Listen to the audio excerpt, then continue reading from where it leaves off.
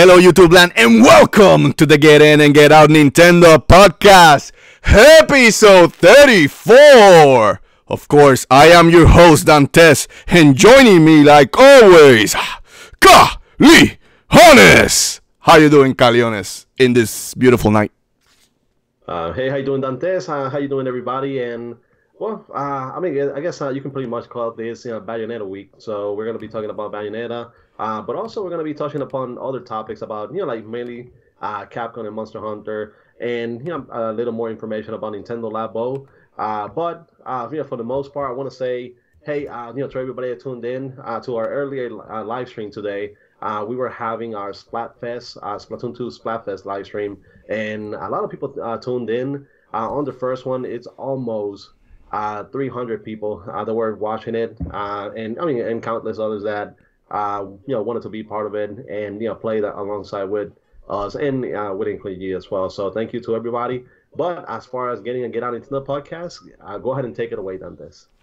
Let's quickly do that sweet ass rigmarole so we can get the show rolling. Because I have to get really early tomorrow. Anyway, I want to welcome everybody to the Get In and Get Out Nintendo podcast, episode 34, right here at the Force In Unison gaming channel. Please remember to subscribe, like, and comment so you can make these two crazy MFs happy. Also remember, if you don't want to see ugly faces, it's all good. We got a solution for you. Go to SoundCloud and iTunes and download this podcast for free. Rate us over there so you can show up some love. Also, we do have a Facebook page called @Force In Unison Gaming. And finally, and Dantes says finally, go to shigerosnews.com and swishcard.net and give some clicks and love to my boy Caleones. With all that said, are you guys ready? I said, are you ready? For the no one in attendance and the 5 people watching around the world, let's get ready for Reggie's hot topic. My body is ready. My body's ready. Take it away, Caleones. What is the first hot topic of the week? Okay, so this is one that we touched upon a little on the last Force In Unison live that we did last Tuesday, but it's one that I want to touch upon again. It was actually pretty fun reading through it. But it was what you can call a Twitter rant by Kamiya in regards to Bayonetta 3. Basically, he's tired of people asking for Bayonetta 2 to be ported over to the PS4, the Xbox One, and also for Bayonetta 3 to go over to those other systems. So basically, he just went in detail from the very first game and how development went on that one to how Bayonetta 3 came to happen. So, Dantes, if you want to talk about the details and what were your favorite parts about the rant on there? Okay, so to quickly summarize, what's going on is a lot of people are port begging, and I hate port begging, but it is what it is. But a lot of people are port begging. They're saying, "Why, Kamiya? Why can't we get Bayonetta 3 on the PS4 and the Xbox One on PC? Why?" So simple. So Kamiya went on a rant and stated the reasoning how Bayonetta 1 was originally developed just for the Xbox 360. And of course, Sega came and said, look, we want a port for the PlayStation. So they went and hired a studio and they put the PlayStation 3 version, which Intel was the worst version because it was really awful version. I tried to play that game and the loadings were awful. Then came Bayonetta 2, even though Sega at first was the only partner. Kamiya explained that at some point Sega felt that this was not a big enough franchise for them to publish. So, Nintendo came aboard and said, wait, we're lacking adult games. Everybody's calling us kiddies. We want some Bayonetta on our system, right? So, of course, then Nintendo supported that game. And, of course, now we're in Bayonetta 3, and I guess Nintendo felt that the game sold well enough on the Wii U that they want to have another Bayonetta. And again, I know that Bayonetta, it is not a big franchise that is going to make Nintendo millions and millions of dollars. But Nintendo is smart. They need to have variety on their games. They need to have different type of games. They need to have action games, RPGs, racing games, adult, mature games. So Nintendo's saying, let's bring Bayonetta. Maybe it's not a big franchise, but it could be a big franchise in this one. But it's not a big franchise, but Nintendo is saying, we believe in it. We want to support it. So they came and made a deal with Platinum Games and released the game exclusively for Nintendo. So that's basically the summary of it, I guess, Caleones. In my opinion, is stop port begging. If you really want Bayonetta, buy a Switch. It's exclusives are the reason you buy a console. Exclusives is what differentiate a console from the other. And this type of deals sometimes are needed for games that were not gonna be developed, like Bayonetta. If it wasn't for Nintendo, Bayonetta was not gonna be developed to be made. So stop port begging. And again, like I said in Force In Unison Live, and I apologize if I'm repeating myself, but if you really wanted Bayonetta to be a multiplat, you should have gone out and bought the original Bayonetta, sold a lot of copies, and Sega would not have a single doubt that they were going to then make Bayonetta 2 multi-platform game. But that did not happen, and this is where we are today. And again, exclusives matter. Exclusives makes you buy a console. This is one area the Xbox has been struggling with. But again, Microsoft, like I said in Force In Unison Live, they're looking for a different strategy where I think they're going to more the Netflix model, so they don't care so much about exclusives. But hey, Sony is not going to put God of War on other system. Sony ain't putting Horizon Zero Dawn on other systems. The same with Nintendo. Nintendo's not putting Mario Odyssey on other system or Zelda Breath of the Wild on other systems. If you want to play those games that I just mentioned, you buy the console that it comes from, pure and simple. If you're a gamer, you're gonna buy multiple consoles. And I understand some people can't buy all the systems. It's understandable if you're in that spot. I mean, it is tough, but then just play the games that are available for the console of your choice. But if you can buy multiple consoles, I would recommend you do it because each console brings some benefits that, again, makes a gamer happy. Sorry about the long explanation, Caleones. Anything you wanted to add about Mr. Kamiya kicking some ass? Well, I mean, like one of the things that people should know is not that Nintendo was looking to get mature games on the system, but this is not just a mature game. This is one of the best action titles ever made, and it's a game that had a 90% rating on Metacritic, for the Xbox 360. So it is a game that has critical praise. It may not have sold like the company wanted. That's why Sega did not fund the second, game. They did start working on it, and they ended up canceling it mid-development, which made Kamiya go out there and try to get support. So Nintendo wasn't the first place that they went to. They went to other other publishers, and everybody turned them down. Nintendo is the one that welcomed them with open arms, and that's part of the reason why. Yes, Sega has they own the IP, but Nintendo owns the right to pretty much Bayonetta 2 and some of the rights for Bayonetta 1, especially when it comes to the Japanese voices and some of the English dub on the first one. So they added a game that is mature, but it is a critically praised game. And then when Bayonetta 2 released on the Wii U, it has a 91 Metacritic score. It is one of the best games for the system and one of the best action titles, again, ever made. And that goes back all the way back to games like, the Devil May Cry series, which is your own personal favorite when it comes to action games. So Nintendo was smart to do it. They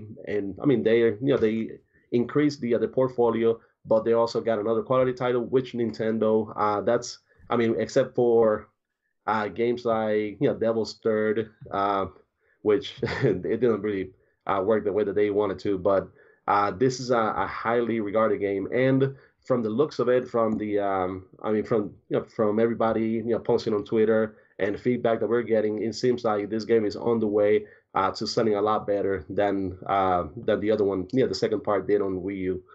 So even though the second part, I think it sold close to 1 million copies on the Wii U. Yeah, you're correct. Like around 900,000. Yeah, like almost there. But you got to think about it was only 13 million consoles, so the attach rate was pretty good. So if you go with the same percentage, that means that if you sell like 50 million Switches, you're probably gonna sell like 3-4 million copies of the game, which is gonna be a great success, especially for a game that's being ported over. It does have an increased frame rate, increased resolution, but it's still the same game. It's not really costing anything for Nintendo. and or Platinum Games to move it over. And like they said, they're already working on part three. And so I mean, it's all good for us. So people don't complain about Nintendo having the exclusivity rights on the game. If it weren't for them, there would be no game. So the choice is in between having no game at all or being able to play it on a Nintendo system. So if you really want to play it, just go out there and get a Switch. This is not the only game made for the system. You still have other games that have over 90 percent Metacritic score, and they have multiple genres. They probably have one of the best open world titles ever made, one of the best platforming games ever made, and one of the best RPG games of the last 5 to 10 years. So I mean, what's there to lose to get the system? But moving on, or do you want to say anything else, Dantes? No, set way to where Kamiya is already thinking. I think of Bayonetta 4. Damn, yes, that fast. He's already thinking what new haircut he's gonna give her in the next installment. I'm really waiting to see that, Caleones. I want to see what haircut she has on Bayonetta 3. Anyway, go ahead, Caleones. Well, I'm going to be asking you what you think so we can make the predictions on here, what haircut she's going to have before, we see the official reveal, which I think is probably going to happen by E3. Yeah. But Kamiya, he did say that he already has ideas and concepts for Bayonetta 4. The game, Bayonetta, it launched yesterday. So Bayonetta 1 and 2 launched for the Switch yesterday. Bayonetta 3, they did a small reveal. They didn't really show anything but they did show more than the Metroid Prime 4 trailer. So the JPEG edition. The JPEG edition. Yes, I believe by E3 we should see the game in motion, and I wouldn't be surprised if it's coming out either this year or early next year. So that wouldn't surprise me. But as far as they said that, he said that he's already tinkering with ideas, thinking about concepts, thinking about Bayonetta 4. And this is good also because that tells you that Kamiya is pretty confident that the game will be selling well on the Switch. Like I said, Bayonetta 1 and 2 on the Switch, I think, are going to be having great sales on it. I would probably, I don't know, do you expect Bayonetta 1 and 2 to be above the sales of Xenoblade Chronicles 2? No. I do not. You do not? No. Bayonetta I think it's 1 and 2, the new ports? No. Yes. No. I don't think so. Because the reason I say that is because people like me who bought it on the Wii U, which is a lot of the Nintendo hardcore fans, I don't think they're going to buy it again on the Switch unless they feel that having it portable is enough of a draw to play the game again. I think a lot of people like me are just going to wait for Bayonetta 3 when it comes out, and that's the game that has the chance of selling Xenoblade numbers. That's weird to say, a niche game like Xenoblade saying Xenoblade numbers, but I think that's the game that has the shot. Nothing against the port. I think the port was made more for the people who did not buy the Wii U originally and they just jump on the Switch, and this is a good time to buy those games and then be ready for Bayonetta 3, but I don't think that's enough because, my opinion, what I've seen in reviews and what I heard, it is not a big enough of a jump. It is not like an HD port that you're getting higher resolutions, and what I mean with that is that you're not getting 4K or something like that for people to buy the game again, aside from the multiplayer aspect that they added to the game. But there's nothing, in my opinion, that will draw people to buy in the game again. So, well, something that I will say is, yes, like you said, the game is more geared to the people that haven't played it yet. But at the same time, it is Nintendo's first big title of the year. So that's going to be some push because after Xenoblade Chronicles 2, people have been waiting for Nintendo's next big title. Yes, they've had certain games coming out, and there's another really good game or great game that came out this week as well, alongside Bayonetta 2. But it is the first big Nintendo title, and that's as we've seen from last year, it does count for something because even games like 1-2 Switch. They have great sales. Even like ARMS, it was a new IP. Nobody knew how it was going to do, and it's actually performed really well. And Xenoblade Chronicles 2, we were expecting it to have probably over 1 million sales in its lifetime, and in just a month and a half, it already had gone over that amount. So that's why I say that Bayonetta should be up there and enjoy great sales since the other release yesterday. But I'll give you the other one. At the end of the day, and not counting Bayonetta 3 because we don't know anything about that one. Do you believe that Bayonetta 1 and 2 will end up being the highest selling Bayonetta game out of all the releases? And that counts 360, PS3, PC, Wii U. What are your thoughts on that? I think Bayonetta 1 sold 1 million together with the PlayStation and Xbox version. Like I said, Bayonetta 2 is only competing against Bayonetta 2 Wii U against the Switch. So sales numbers, I still stand with what I'm saying, that it's going to be lower than what they sold originally. Because again, a lot of the Wii U hardcore fans, who are the ones who bought a Switch now, already bought that game. I mean, you stated it. It had a nice attach rate. Even though I don't believe in attach rates, to clarify, attach rates are nothing. What matters is how many you sell, because that makes money. But 900,000 is still pretty good attach rate, so I believe that a lot of those people won't buy the game again. I may be wrong. I'm not saying that I'm freaking Miss Cleo, but I'm just saying that I do believe that this game won't sell. Again, Bayonetta 3, yes, I do believe that Bayonetta 3 has the chance to be more mainstream than Bayonetta 1 or 2. So, but we shall see. And, of course, my expectation is her haircut is that she will grow it back long. I like the Bayonetta long hair. Short hair, she looks cute, but I prefer the long hair, just my personal opinion. So hopefully she'll go back to the long hair witch that we saw in Bayonetta 1. So, anyway. Well, I think as far as the hair goes, I think it's going to be in the middle. So it's going to be in between the short hair and the long hair that she had. So, I mean, just put those two together. Cut it in the middle. I think that's going to be where it's going to be for the third one. Or maybe, I don't know, maybe she's going to have dreadlocks or something. I don't know. But Please, God, I believe, or maybe she's going to be, just go all bald and just, keep going like that. Shanae Yeah, the other one that got banned from SNL. Yeah, I think it's gonna be short, in the middle. So midsection on her back. That's probably where the hair is gonna be. But I will say this is that people give the game a chance if you haven't played it. I played Bayonetta 1. I did not finish it, and that's one of the things that I do want to go back and play it. It was a great game, but the reason I did not finish 1 is because I was a PlayStation gamer. So the port that I played was the PlayStation 3 version, and I'm telling you, that port sucks, Caleones. That port was awful. Though every time you went to the store to buy something, whoo, those loading times, dude, that was awful. But it is one of the best action games of all time. Kamiya, this is the guy who created Devil May Cry, and I love Devil May Cry. So I know that the pedigree of this developer. He did Beautiful Joe, another great game, which I beat in hard. Right, Caleones? Even I remember I threw the controller at one point, but I did beat it in hard just to get Dante, so I could play in Beautiful Joe.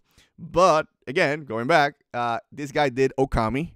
Okami is regarded as one of the best games of all time.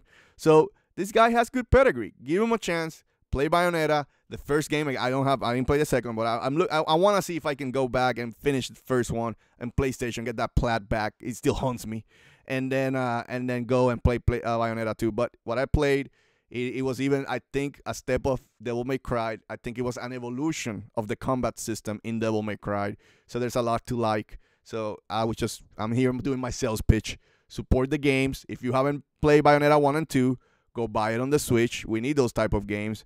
And again, because that means if you buy those games, Nintendo will give developers more chances to games like this. So anyway, go ahead, Caleones, with the next piece of news. Unless we're done with the hot topics, but we're not. I just remember we're not. We're gonna talk about Metroid. So yeah, and the next one is well, I don't know which one to start out first. Basically. Well, I'll start with the next news and then go back a little. Quickly, Caleones. Random Gaming Channel. He mentioned if you think the PlayStation version sucked, you never played Need for Speed Most Wanted on PlayStation 3. I'm not a racer car type of gamer, but trust me, on the first portion of the generation of the PlayStation 3, a lot of developers did not know how to handle the cell processor, and that created a lot of bad ports. Yes. So it took a while for PlayStation to get caught up, It was the most powerful system. Like games that were developed exclusively for PlayStation 3 were the best looking games in the market. The Last of Us. Not denying it. Last of Us is a perfect example. Uncharted 2, Uncharted 3. Well, Naughty Gods, basically. But even Ratchet and Clank by Insomniac looked beautiful on PlayStation 3. So, yeah, there was some bad ports, but I think the system at the end did find its stride. It sucks that they never went back and did a patch for Bayonetta to make us better, because I would love to have a patch for Bayonetta and replay that game or get the plat that it owes me. Anyway, go ahead, Caleones. Now hit it with Metroid. Okay, so I'm gonna start. I guess with the second piece of news from Metroid, and just go back to the other one. So last week, there were rumors, which were later confirmed, that Bandai Namco is the developer that's working on the new Metroid Prime 4. In this case, it was the Singapore. I guess their Singapore location was the one that was working on the game, but the game has actually transferred. So now Singapore was working on it, but they went ahead and moved development over to Bandai Namco in Japan. That way, you would figure that they can be closer to Nintendo, and Nintendo can be there through the the second portion of the development cycle of the game, just to make sure that it stays, that it is Metroid Prime and it is a quality title. So another reason why they moved it over to Bandai Namco Japan is because the Singapore location started working on another Switch game. What Switch game it is, nobody knows exactly, but there's rumors that, and this is rumors even though they did have a job listing on LinkedIn, that they're working on Ridge Racer for the Switch. Ridge Racer! Sorry, I just can't hold. I can't. You know the great Husker I. Sorry about that, dude. But in honor of your retirement, Ridge Racer. Sorry, go ahead, Caleones. Yeah, but yeah, it could be that game, even because it was on the listing. So if we go by the job listing, they're also working on Ridge Racer for the Switch, and it's going to be a Switch exclusive. So Switch doesn't really have that many racing games, even though it has one of the best-selling racing games, which is the Mario Kart series. But Ridge Racer, more arcade-like racing, would be a welcome addition to the system. So it could be that one. It could be a different game. It could be. We don't know if it's going to be a new IP, if it's going to be something based on an existing Nintendo IP. So we have no information about that. We just know that Singapore is working on another Switch game. So, your thoughts, Dantes? So the first piece of news, it seems like it's funny how people were saying, oh, it was this, it was that. There was a lot of fighting in the community about Bandai Namco and who was being the developer of the game. And we stated in this game, and you mentioned it, Caleones, that you felt strongly that even though it is not a known developer, that Retro was in the same boat and ended up making one of the best games in the GameCube. So and I stated also during that rant that Nintendo does a really good job in picking the developers.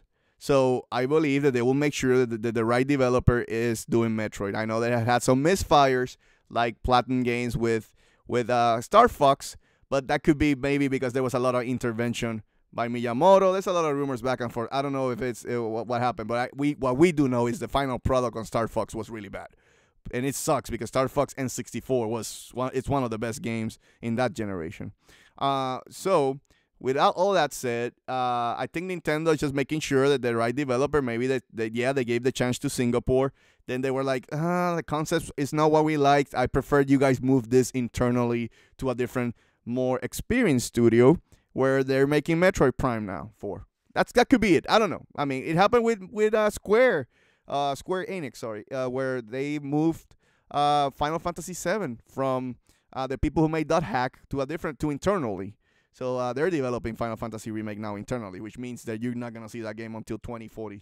But my point to that is, I think Nintendo, they were the ones, they're the ones that made the decision to say, no, I want these people making the game. This is the right people or the right combination to make this game. So that's the people that we want. And Bandai Namco also said, okay, but then I'm going to use this studio now for another game that we want to bring you, which is Ridge Racer. and they want to bring it out to the new market, and they want to bring it out and the Switch, which is good for the Switch, even though that is known like a PlayStation franchise. It's funny that now it's gonna be a Switch exclusive. But my point to all that though is that Bandai Namco has their right to pick whoever studio to build Ridge Racer or whatever other game if it's not a Nintendo IP, and Nintendo has the right, owning the IP to Metroid, selecting which studio to do the IP. So they probably work with Bandai Namco and say, I don't think it's working out. Please move it to this team, and they worked a deal or whatever they're doing right now. So anyway, I think it's normal. That's normal for the business. I believe, hopefully, Metroid Prime will be good, and hopefully we finally know what the hell Retro has been working on.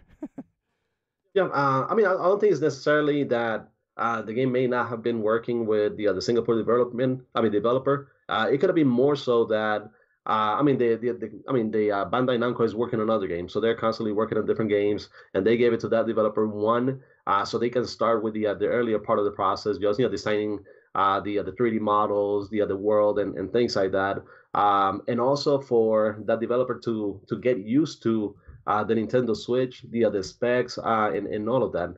That way, when they start working on the other game, they already have experience with the system. So it could have been just that. So all along, they were thinking about starting it here. Then when the Bandai Namco Japan gets freed up, then the game gets moved over to their team, so they can continue with it. And again, like close to Nintendo, so they can oversee it as well. But yeah, I'm confident. I said on the previous stream, I'm confident about the game. It is Metroid after all, so that Nintendo's gonna make sure that it is one of the highest quality games, especially after the Federation Force debacle on the 3DS, which I guess the thing most wrong about that game is that they put the Metroid name on it. If they would have called it something else, probably it would have been received better. But moving on to the second piece of news, and this is also from a LinkedIn page from one of the developers, and it seems like based on this, that Metroid Prime 4 could have online multiplayer. So I guess for as far as the series, you're used to maybe having LAN, like on the couch multiplayer, but online multiplayer will be a first for the series. Or for the Metroid Prime games, but also at this day and age, it's something that you kind of expect from these kind of games. We're not sure if Metroid Prime will be a first-person shooter, or maybe they're gonna move to like more like a third-person type game. But online multiplayer wouldn't really be surprising from the game. It would be a nice addition to have, but it's not something that would be completely unexpected. So, what do you think about Metroid Prime 4 possibly having online multiplayer? So, Nintendo needs to sell that online, right? So tell me, Caleones, what is one of the best franchises that you could take and make it into an online competitive game? Metroid could be. Yes. Metroid, in a sense, was what inspired maybe they're going to take inspiration from Halo and games like that they could take and make that multiplayer fun. And again, you have the tools there. You have the right gameplay, the right type of game to create a multiplayer online competitive shooter. You got the sauce right there. So it makes sense. I am not against this at all. I know I'm the single player guy. I don't like to play multiplayer games.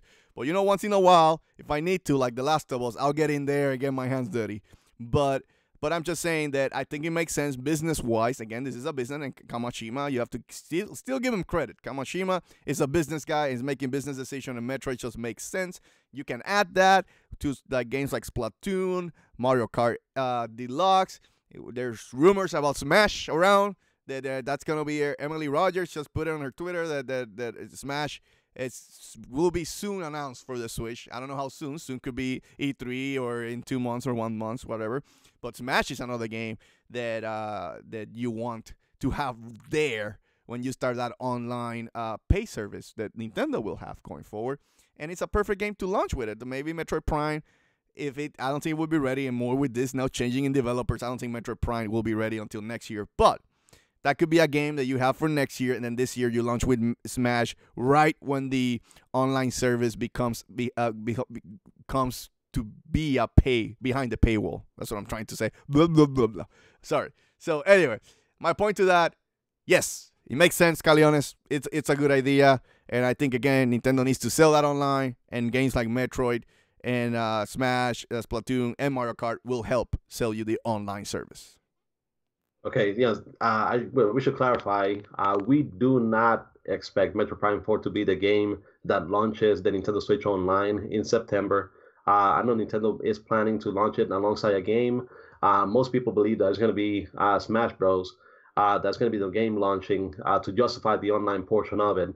I mean, I still say that I would be okay with having something like Phantasy Star Online to being a game free with the online service, as long as you have the online service to justify having it. But yeah, Metro Prime 4. If we were surprised that Xenoblade Chronicles 2 made it out in 2017, it would be a bigger surprise if Metro Prime 4 comes out this year. Pokemon Switch, more likely. Metro Prime 4, we don't really see it happening until next year. But as far as the online multiplayer goes, yes, this will be another incentive on selling the service, and I guess like even though people have experienced issues with Mario Kart 8 Deluxe online, sometimes with Splatoon 2, but with Nintendo charging for the service, they have to provide better service, and hopefully, I mean, we're not going to experience any issues on this or any other game for the most part. So. Quality wise, I think we'll be okay. But the bigger question is, in Run the Gaming Channel, he mentioned something about Star Wars Battlefront 2, which made me ask you, Dantes, do you think Nintendo's going to put loot boxes on Metroid Prime 4? No. It'll have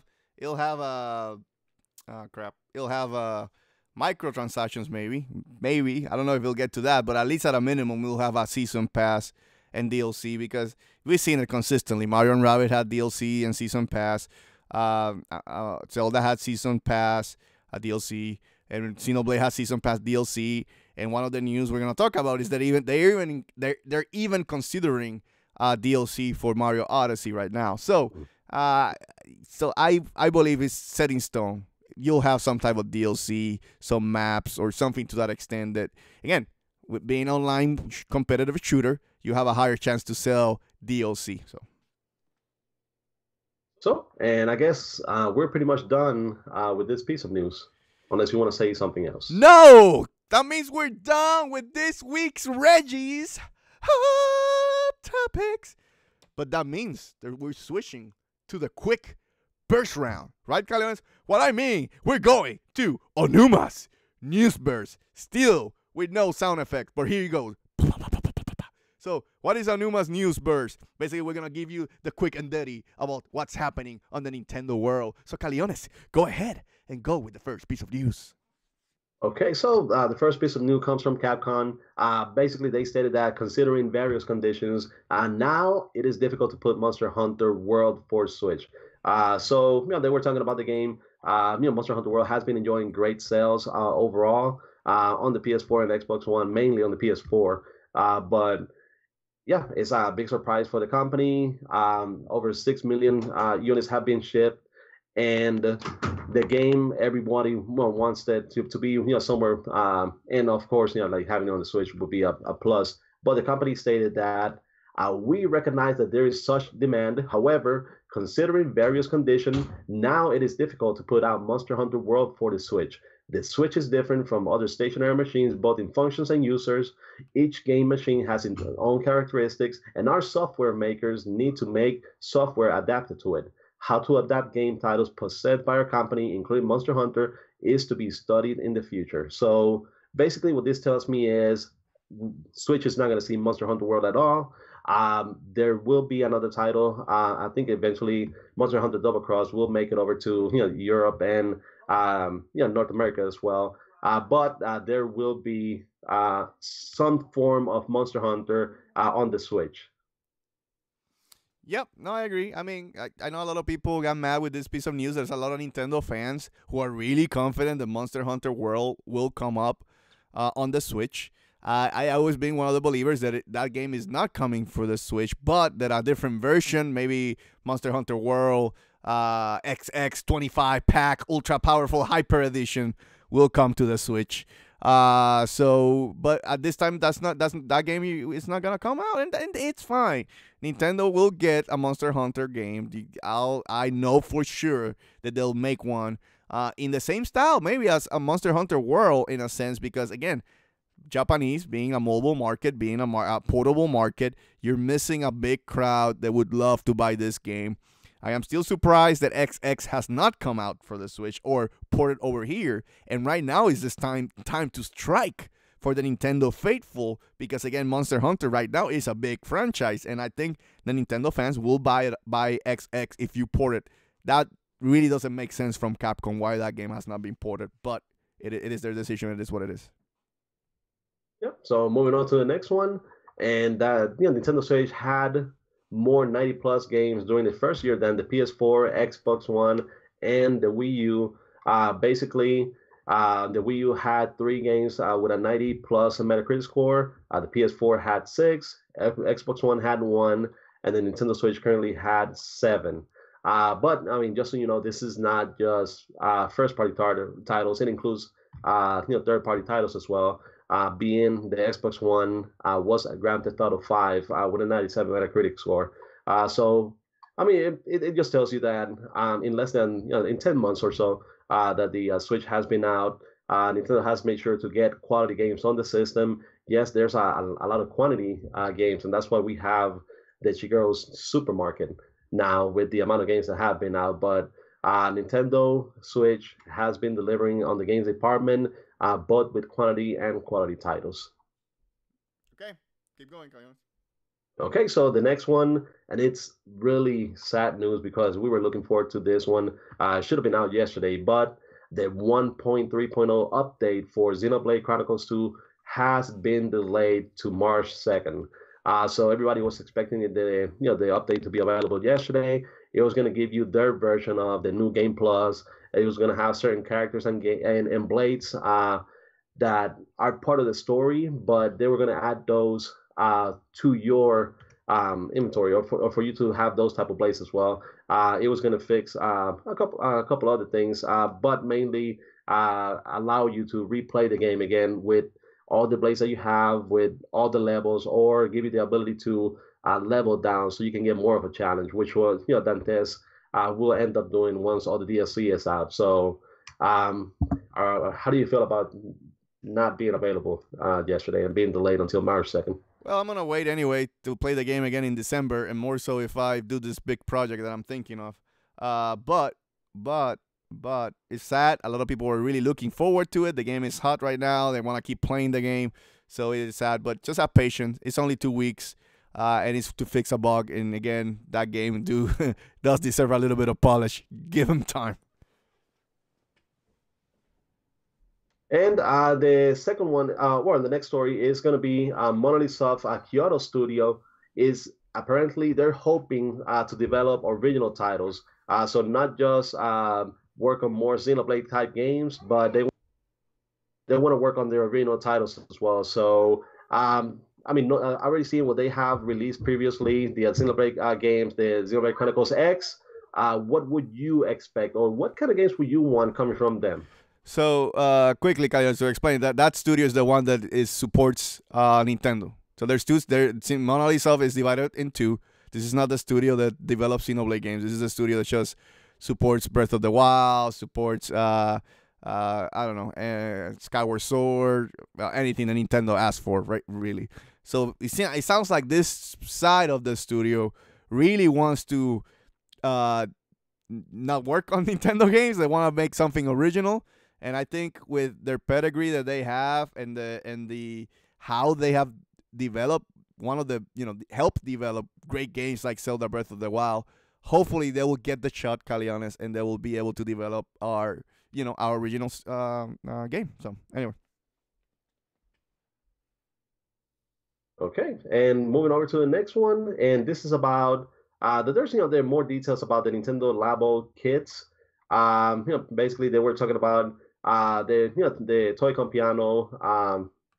After assembly, 13 key piano players can host an impromptu recital or record their own songs and play them back for the biggest fans in the making.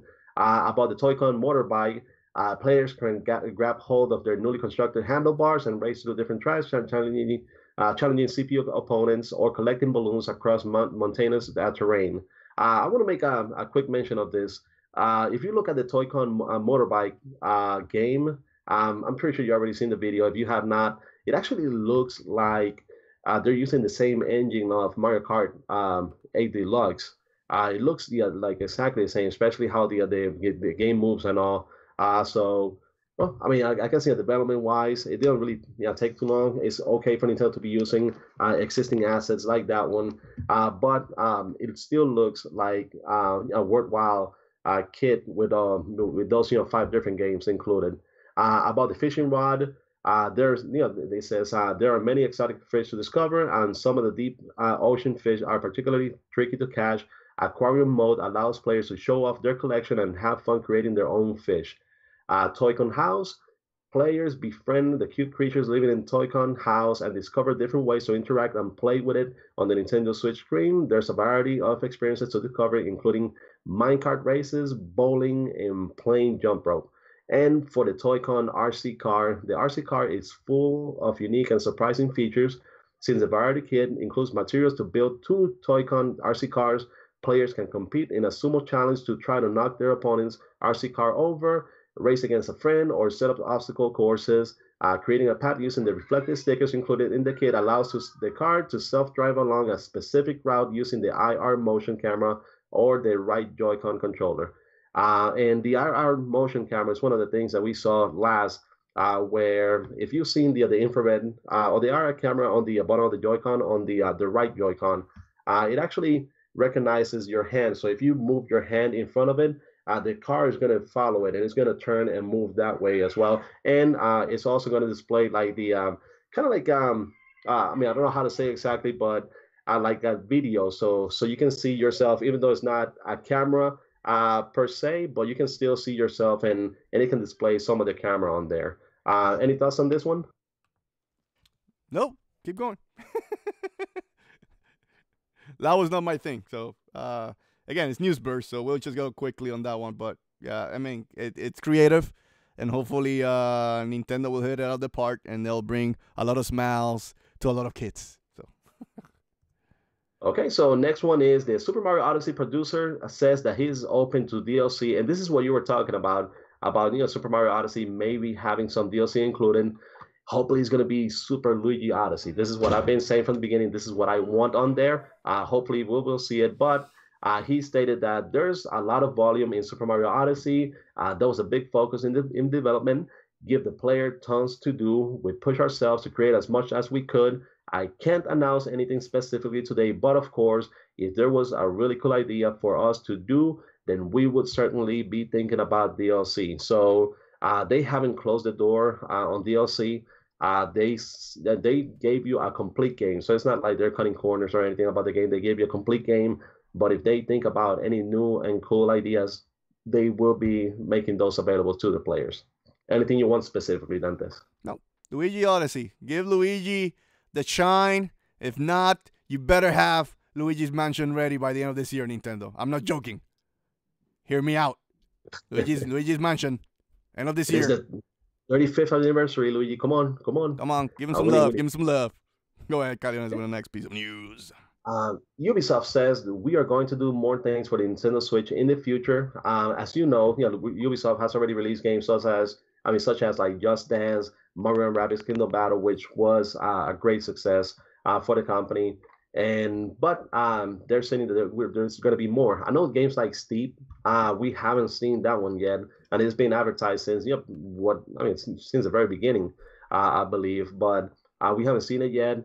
Another Ubisoft game that we have, we have, I believe, 2 of them, Uno and Monopoly, which, I mean, it's not, but we have fun as a family. We have fun with those games. But they stated that, so yes, this relationship continues to grow, and we are very happy with what we were able to achieve with Mario and Rabbids.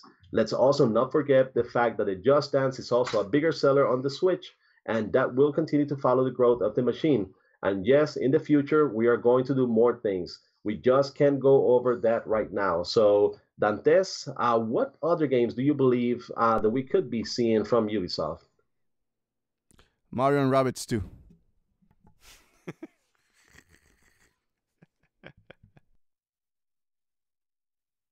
Is that all? You're not going to say anything else?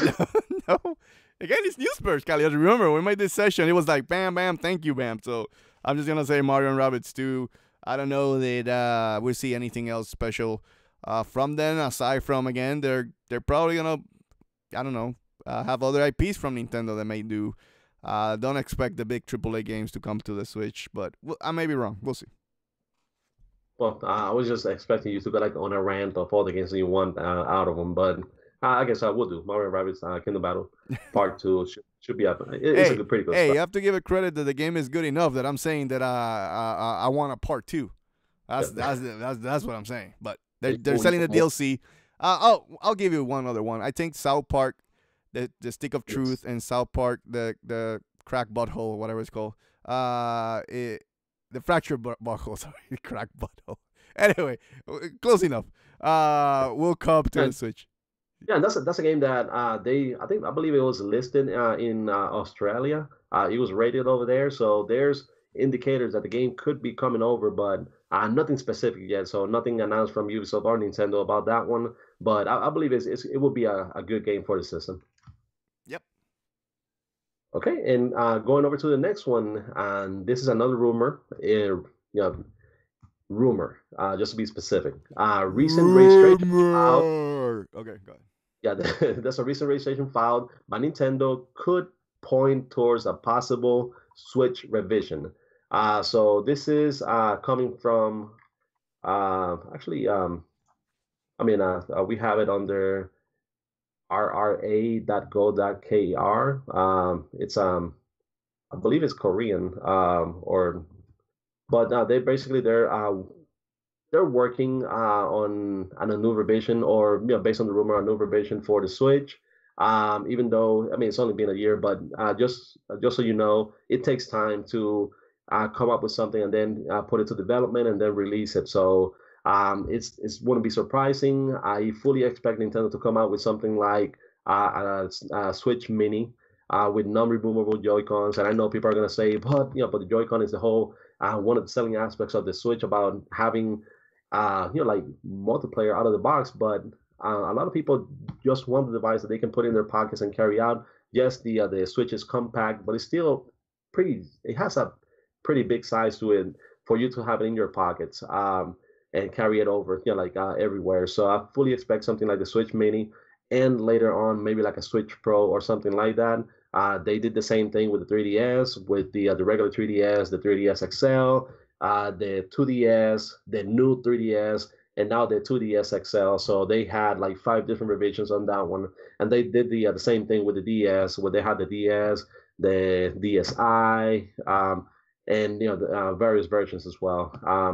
So it's not going to be surprising. It's fully expected, and it's something that I know people talk about PlayStation and Microsoft doing like mid-generation refreshes when it comes to the system, but this is something that Nintendo has been doing for a long time. Yes, it's with their handheld systems and not their home consoles, but Nintendo has been doing it, and it's something that I fully expect with the Switch being a hybrid and handheld in heart as well. So what do you expect, Dantes? I want him to make it bigger, so it can become bulkier, so it becomes a Switch Pro, and then it can give me a more stable games, like Xenoblade Chronicles being more stable. So that's what I want. I don't care about the Mini. You can make it as big as you want, Nintendo. Just make it more powerful, or make the dock more powerful. Whatever you want to do, I don't care. Just make it more powerful. Go ahead, Caleones, with the next one. Okay, well, the next one is that, and this is we're going to be moving over to this, the last 2 pieces of news. World Conqueror X is coming to the Nintendo Switch. The game has been announced, to be coming to the system. They didn't really specify when exactly the game will be available, but that they're going to be Circle End will be revealing more news pretty soon on this one. And the next one is that we finally have a release date for Fear Effect Setna, which is coming out on March 6th for the Nintendo Switch. This is a remake of the Fear Effect game that came out on the first PlayStation system, but with improved graphics and controls as well. So we'll see how this one turns out. I'm looking forward to. I did play the original. I played it once and don't remember most of it, but I'm looking forward to kind of refreshing my mind and playing it again once available. So that's it, Dantes. That's all we have for the news today. So let's keep going. I put the gameplay for Bayonetta 2 on the background because I completely forgot about it when we were talking about Bayonetta. It's one of those days where Caleones was having a lot of computer problems, and then I'm just having a lot of brain farts today. So I apologize, but I still wanted to put the gameplay on the background as we talk so you guys can enjoy Bayonetta's sweet moves. I was going to say moves. Okay. Anyway, Caleones, thank you for that. But now it's time to go to our favorite supermarket. So, if I wanted to know, Caleones, the hottest and latest games coming out for the Nintendo Switch, which is the store that you want to go to? It's going to be the Chiguro's Supermarket. Go ahead, Caleones. What are the games this week?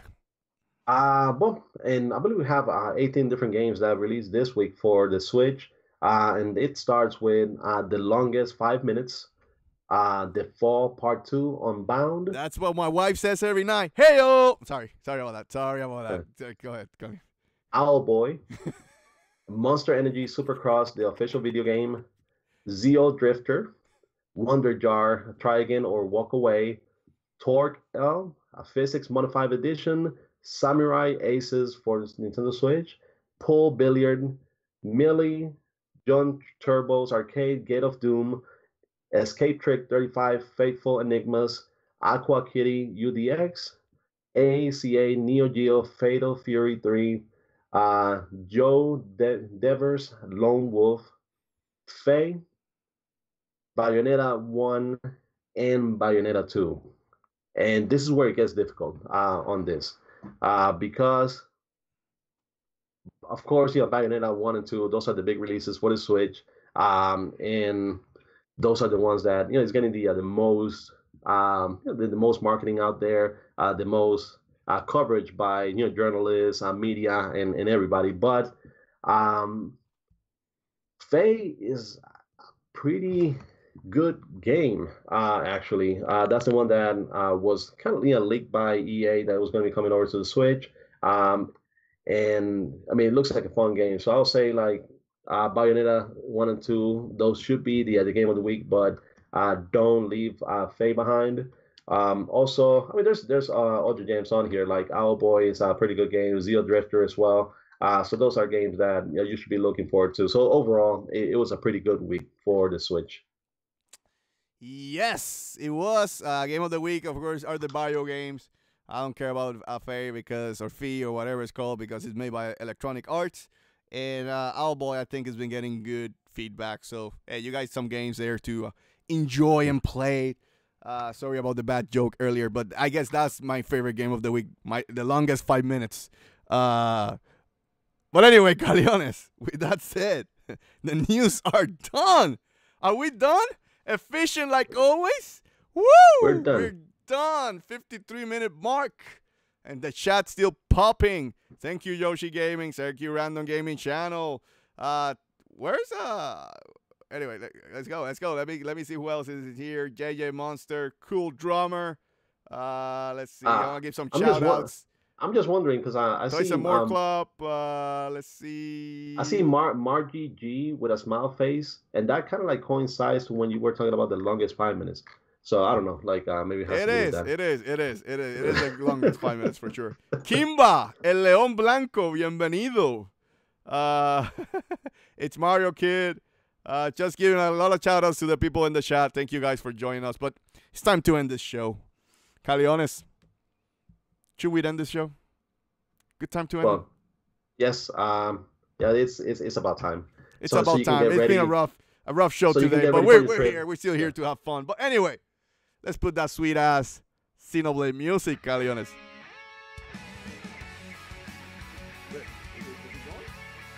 Yeah, it is. It's too low. I couldn't hear it. It is there. I have like a small speaker here that I will hear what's going on in the show. I couldn't hear it today, but it is going. Anyway, let's end it. It's been awful today. I want to welcome. Well, I want to say thank you to everybody who came and watched Get In and Get Out Nintendo Podcast episode 34 right here at the Force In Unison Gaming channel. Please remember to subscribe, like, and comment so you can make these two crazy MFs happy. Also remember, if you don't want to see ugly faces, it's all good. We got a solution for you. Go to SoundCloud and iTunes and download this podcast for free. Rate us over there so you can show up some love. Also, remember, go to the description box below because we have the full channel schedule for you to see.